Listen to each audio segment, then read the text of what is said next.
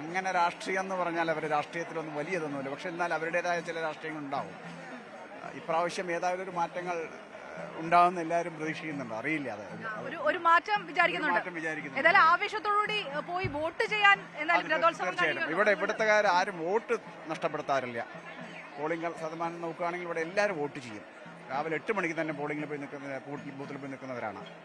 വളരെ നന്ദി. പാലക്കാട് അത് ഞാൻ ചോദിക്കുന്ന പലരും പാലക്കാടേക്ക് വന്നവരാണ്, ഈ ഭക്തജനങ്ങൾ ദൂരത്ത് നിന്ന്. അപ്പൊ ഞാൻ ശരിക്കുള്ള പാലക്കാട്, വോട്ടുള്ള പാലക്കാടുകാരെ തപ്പി നടക്കായിരുന്നു. അതെ, ഒറിജിനൽ പാലക്കാടുകാരും. അതായത് ഇതേ വളർന്ന് എല്ലാ നേരം നോക്കിയ ഒരേ ആള് ഈ കമ്മിറ്റിയുടെ ഖജാൻജിയാണ്. അതായത് തെരഞ്ഞെടുപ്പിന്റെ ഇടയിൽ വരുന്ന രഥോത്സവമാണല്ലോ, അങ്ങനെ ഒരു കാര്യം ഉണ്ടായിട്ടില്ല. അപ്പം ഇന്നായിരുന്നു വോട്ടെടുപ്പെങ്കിൽ നിങ്ങൾ പോകില്ലായിരുന്നു? പേടിയുണ്ടായിരുന്നു, പക്ഷെ തള്ളി വെച്ചത് വളരെ നന്നായി. Thank you. എന്തായാലും വോട്ട് ചെയ്യാൻ പോകും. പോകും. ആർക്കായിരിക്കും സാധ്യത? എന്തെങ്കിലും ഒരു വാക്ക് പറയാൻ സസ്പെൻസ് ആണ്. ഞങ്ങളെ കണ്ടാൽ ഏതായാലും പാലക്കാട് ജനങ്ങൾക്ക് ആരാണ് കൂടെ നിൽക്കേണ്ടത്? പ്രധാനമായിട്ടും എന്താണ് ആവശ്യം? കൽപ്പാത്തിക്കാർ നമ്മളുടെ രീതികളൊക്കെ കുറയാതെ പോയിക്കൊണ്ടിരിക്കണം. ധാർമ്മികം എല്ലാം, വിശ്വാസം എല്ലാം ഉണ്ടല്ലോ. ഞങ്ങൾ സിസ്റ്റേഴ്സ്, എന്റെ ഇവിടുത്തെ ജനങ്ങൾക്ക് ഇവിടെ നമ്മൾ എത്തിപ്പെടാൻ പറ്റുന്ന ആൾക്കാരായിരിക്കണം. അവര് അതിന് എപ്പോഴും അത് മുൻതൂക്കം കൊടുക്കും. തെരഞ്ഞെടുപ്പിന്റെ ഇടയിൽ രഥോത്സവം നടക്കുന്നു, തേര് വരുന്നു.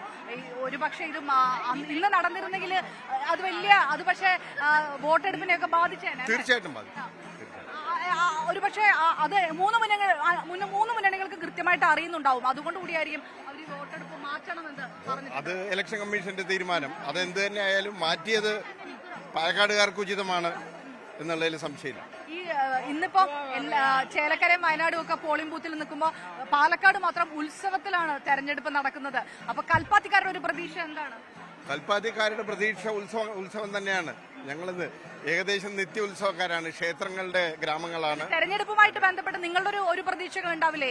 അപ്പൊ എല്ലാ രാഷ്ട്രീയ പാർട്ടികളും ഇവിടെ ഉണ്ട്. ഞങ്ങളുടെ പ്രതീക്ഷ ജനഹിതം തന്നെയാണ്.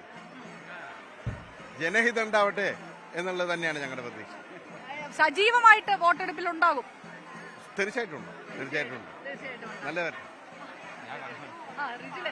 ഏതായാലും റിജിൽ മാക്കുറ്റുകൂടി കോൺഗ്രസ് നേതാവ് റിജിൽ മാക്കുറ്റുകൂടി നമുക്ക് റിജിൽ ഈ ഭക്തിയായിട്ട് മിക്സ് ചെയ്തിട്ട് ചേലക്കരയിലും വയനാടും ഒക്കെ ഇങ്ങനെ പോളിംഗ് നടക്കുമ്പോൾ ഈ തരത്തില് ഒരു ഭക്തി മിക്സ് ചെയ്തിട്ടുള്ള ഒരു പ്രചാരണത്തിലാണ് കോൺഗ്രസ്, UDF, ബാക്കി 3 മുന്നണികളും. അങ്ങനെ എങ്ങനെയാ തോന്നുന്നത് ഇവിടെ എത്തിയത്? അത് പാലക്കാടിന്റെ ഒരു സാംസ്കാരിക പൈതൃകല്ലേ. തീർച്ചയായിട്ടും കൽപ്പാത്തി രഥോത്സവം എന്ന് പറയുന്നത് ഈ നാടിന്റെ എല്ലാവരുടെയും വികാരമാണ്. സ്വാഭാവികമായിട്ട് അതിനകത്ത് എല്ലാവരും ഉൾക്കൊണ്ട് അത് ഇവരുടെ കൂടെ ചേരുക എന്നുള്ളതാണ്. അപ്പൊ അതിന്റെ ഭാഗമായി തന്നെ ആ തെരഞ്ഞെടുപ്പും ഈ എന്താണ് ഭക്തിയുടെ ലഹരിയിലേക്കാണ് ഇവിടെ കാണുന്നത്.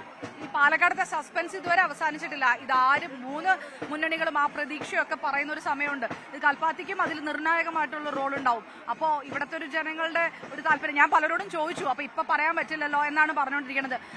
റിജിൽ എങ്ങനെ തോന്നുന്നു ഇവരെയൊക്കെ കണ്ടിട്ട്?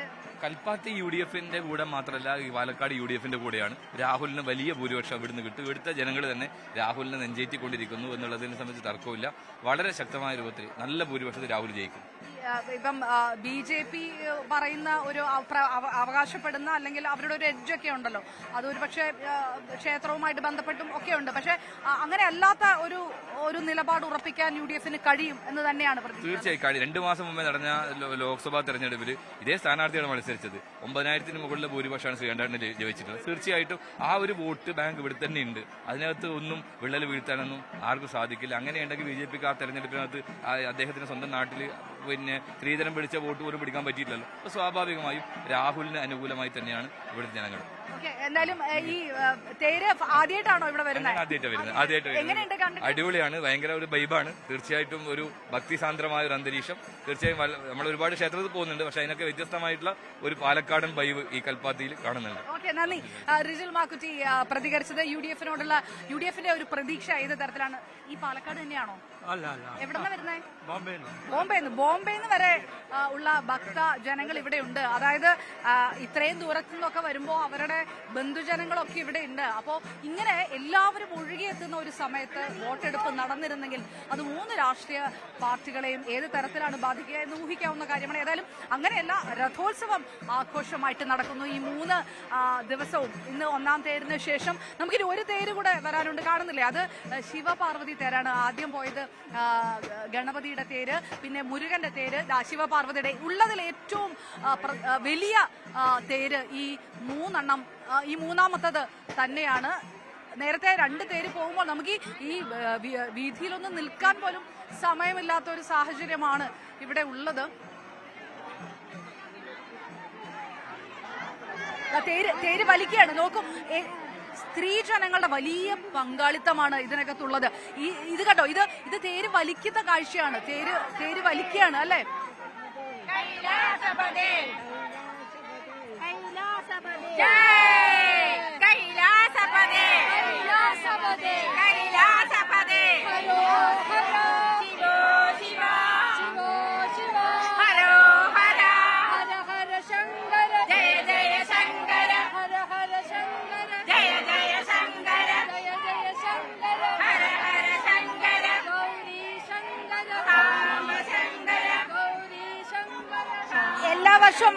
എല്ലാ വർഷവും വലിക്കാറുണ്ടോ? ഉണ്ടോ? എല്ലാ വർഷവും വലിക്കും. അപ്പൊ തെരഞ്ഞെടുപ്പ് ഇന്നെങ്ങാനും നടന്നിരുന്നെങ്കിൽ വോട്ടിന് പോകൂലായിരുന്നു അല്ലേ? വോട്ടങ്ങ് പോയനെ. രഥോത്സവം കഴിഞ്ഞിട്ടുള്ള വോട്ടേ ഉള്ളൂ. ആ, ചേച്ചി ഇവിടെ തന്നെയല്ലേ? പാലക്കാടല്ലേ?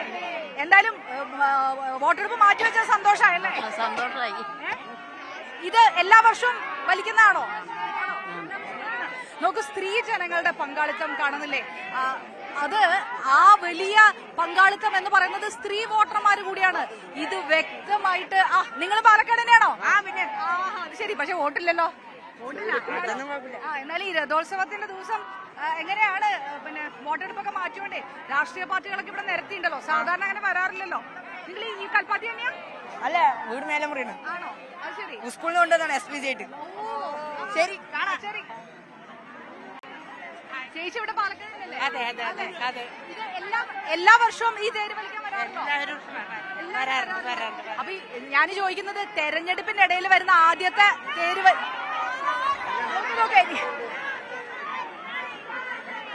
ഈ 3ാമത്തെ തേരാണോ വലിക്കാൻ? കുറച്ച് ബുദ്ധിമുട്ട്. അത് വലിക്കാൻ അത് കുറച്ച് സമയം എടുക്കും. വലിയ ഞാനിപ്പോ ഇതിന്റെ ഇടയിൽ ചോദിക്കട്ടെ, എല്ലാ രാഷ്ട്രീയ പാർട്ടികളും ഈ രഥോത്സവത്തിന്റെ സമയത്തുണ്ട്. നിങ്ങള് ആർക്കൊപ്പാണ്? എന്താണ് നിങ്ങളുടെ ഒരു പേര് പറയണ്ട, എന്നാലും എന്തിനു വേണ്ടി നിൽക്കുന്നവരായിരിക്കണം കൽപ്പാത്തിക്കാർ? കൽപ്പാത്തി തേരെ പറഞ്ഞിട്ട് വന്നു മാത്രമേ ഉള്ളൂ, അല്ലാണ്ട് വേറെ രാഷ്ട്രീയത്തില്ല.